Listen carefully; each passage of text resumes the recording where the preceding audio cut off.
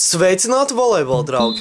8. decembrī Latvijas čempionāta Nacionālās līgas spēlē Mārupas volejbolisti viesos tikās ar vecumnieku komandu un izcīnīja savu otro uzvaru sezonā.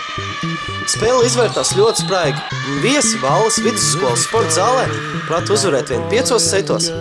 Pirmos 2 setus uzvarot ar 25-21 un 25-22, Mārupas komanda nespēja pabeigt spēli līdz pat 5. setam, attiecīgi zaudējot 2 nākamos setus ar 20-25 un 21-25. Viss izšķīrās mača 5. setā, kuru Mārupa uzsāka ļoti pārliecinoši, un šaubas par maču uzvarētājiem neradās ne mirkli. Rezultātā uzvar 5. setā ar 15-7 un visā spēlē ar 3-2. Šī bija ļoti svarīga uzvara komandai, gan turnīra tabulas ziņā, gan arī morālā ziņā, jo tika pārtraukta 5 zaudētu spēļu sērija. Un piedāvājam jums noskatīties labākos mirkļus un skaistākās izspēles no šīs spēles.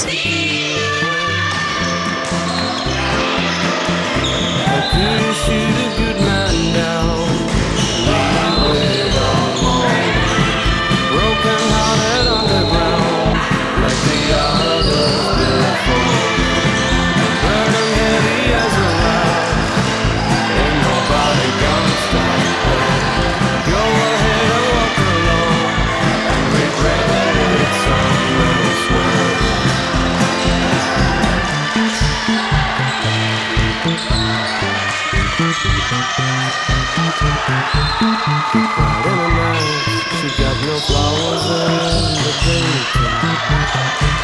She gave up the fight, but she was out to let a new crowd. Despite the love for her, he couldn't keep her from leaving. She had to do it.